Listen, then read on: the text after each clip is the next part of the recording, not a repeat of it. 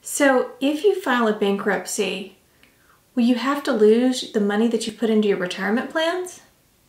Watch our next video and find out.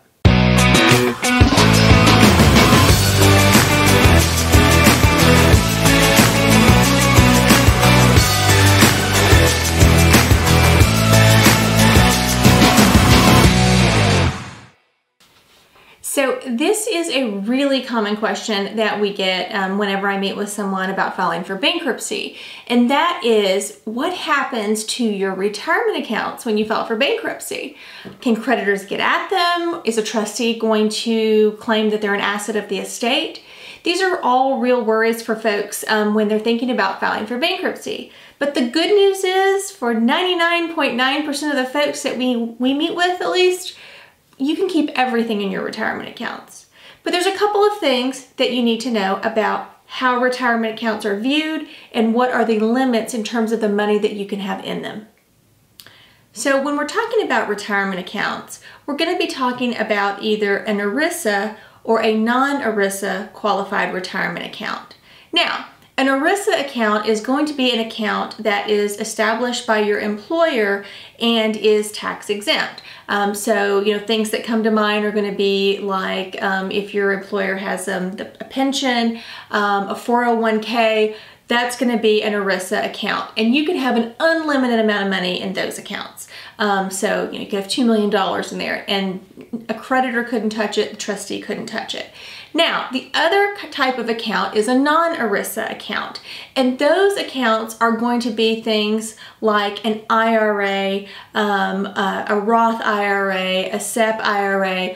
Those accounts, there actually is a cap on it, but it's over $1 million, and again, that doesn't apply to most folks. So those accounts, those are ones that, yes, there is a cap, but the cap is just, I think it's $1.2 or $1.3 million. So at the end of the day, most people aren't going to have to worry about losing that account to creditors or to the bankruptcy trustee.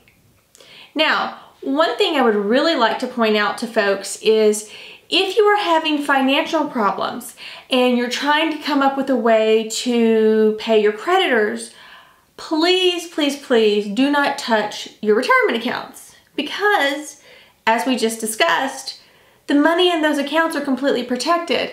I just did a consult with a gentleman, and bless his heart, he just left his job and he ended up taking $40,000 out of his 401k.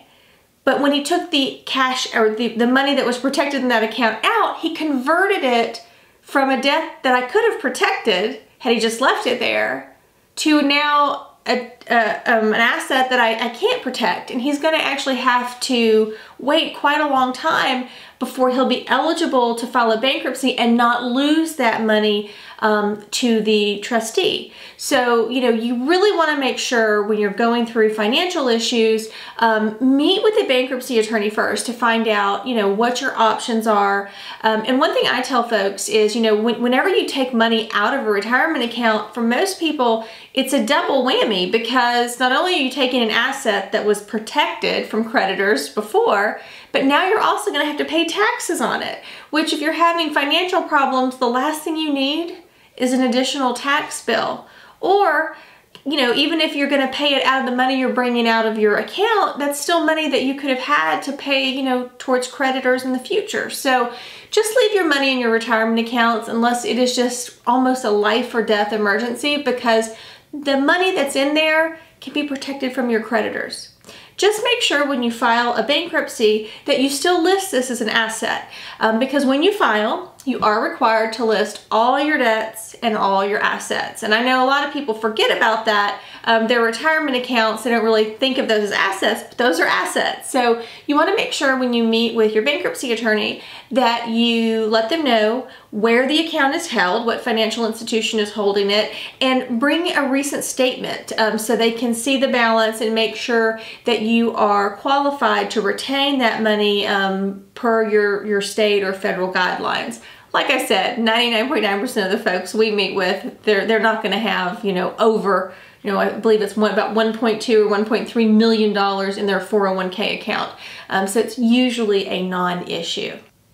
Another issue that you need to be aware of is inherited IRAs. And this doesn't come up a lot, but you do need to be aware that if you inherit an IRA from someone that's not your spouse, so let's say your aunt or uncle passes away and they leave you an IRA, that IRA is not going to be a protected account.